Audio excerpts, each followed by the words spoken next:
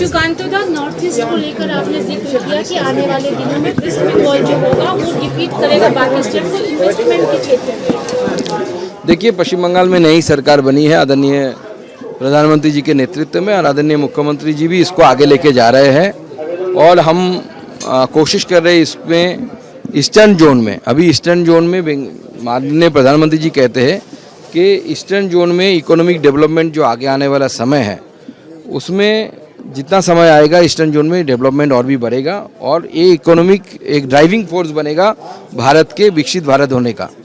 तो बंगाल को ऑब्वियसली इसमें पिवोटल रोल प्ले करना है। Bengal will play a pivotal role here and it will attract the investment from different part of the country and abroad.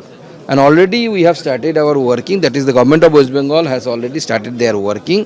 Even in this budget also there are so many, the government has announced the things which is very attractive for the investors also. दादा, आज दुर्गा वाहिनी का inauguration हुआ है, आज ही से शुरू हो रहा है ऑल ओवर कोलकाता में महिलाओं की सुरक्षा को लेकर। देखिए, महिलाओं की सुरक्षा के लेकर हमारी सरकार बहुत प्रतिबद्ध है, और इसलिए हर थाने में एक महिला डेस्क बन रही है जिसमें महिला अफसर रहेगी, 24 घंटे रहेगी।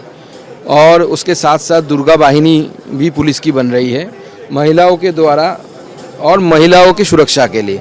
तो कुछ भी होगा तो महिलाओं की कुछ भी प्रॉब्लम होगा तो फ़ोन करने से ही वहाँ पे हमारी जो पुलिस के दुर्गा वाहिनी के जो मेंबर्स हैं वो पहुँच जाएगी। इससे महिला सुरक्षा में एक रिवोल्यूशन आएगा पश्चिम बंगाल में, और आदरणीय मुख्यमंत्री जी शुभेंदु अधिकारी जी इस महिलाओं की सुरक्षा लेकर बंगाल सरकार प्रतिबद्ध है। एक और चीज, कल कैबिनेट में यूसीसी ड्राफ्ट के लिए अप्रूवल मिल गया है। 4 हफ्ते के पीछे के अंदर एक रिपोर्ट आएगी, उसके बाद इसे टेबल किया जाएगा। नहीं, ये तो हमारी मैनिफेस्टो में था, जो संकल्प पत्र हम जिसे कहते हैं बंगाल में, हमने जिसे भरोसा पत्र बोला, तो हमारा भरोसा पत्र जो है उसमें ही उसको ही हम फॉलो कर रहे हैं। तो वहाँ पे था, और आदरणीय गृह मंत्री जी ने खुद आके जो प्रेस कॉन्फ्रेंस किया था उसमें उन्होंने बताया था कि हम आएंगे तो यूसीसी लागू करेंगे, तो हम यूसीसी लागू कर रहे हैं। ये तो हमारा स्टैंड पॉइंट है। एक चीज़ और दादा, आपने जैसे एक थेरेपी के बारे में बोला कि आप लोग उसका सपोर्ट नहीं करते, लेकिन देखा गया महुआ मोइत्रा के केस में उनका दावा ये है कि उन्हें जिन लोगों ने थ्रो किया था वो बीजेपी के। देखिए, पहली बात यह है कि वीडियो मैंने भी देखा है, लेकिन वहाँ पे मुझे एक ही इंसान किसी पार्टी की फ्लैग लेके खड़ा मिला, वो है महुआ मोइत्रा तृणमूल का फ्लैग लेके ऊपर। नीचे जितने भी लोग थे उनमें से किसी के पास मैंने बीजेपी का फ्लैग तो नहीं देखा, महुआ मोइत्रा जी भी दिखा नहीं पाए। तो किस तरीके से बोल रहे हैं, बीजेपी के ही लोग कर रहे हैं।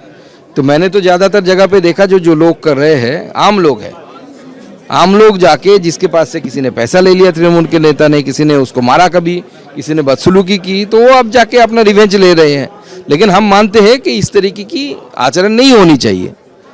इस तरीके के आचरण हम जानते हैं तृणमूल ने भी बहुत कुछ किया, लेकिन ऐसी होनी नहीं चाहिए, करनी नहीं चाहिए। टीएमसी फैक्शन को लेकर दादा क्या बोलेंगे? ऋतुव्रत कल सीआई की कॉन्फ्रेंस से पूछा, उनकी अंदर की बात है, उनको तय करने दीजिए सिंबल किसके पास रहेगा, हमारा क्या है। वो तय कर ले कौन असली तृणमूल है, उसके बाद जो असली तृणमूल निकल के आएगा उसको हम फिर से हराएंगे। हमारा काम है तो हराना, तो पहले वो तय कर ले कौन सा तृणमूल है, उसके बाद हमारा हराने का काम करेंगे। सीआई को तृणमूल खाता जो करने का सिलसिला चल रहा है, नहीं, वो तो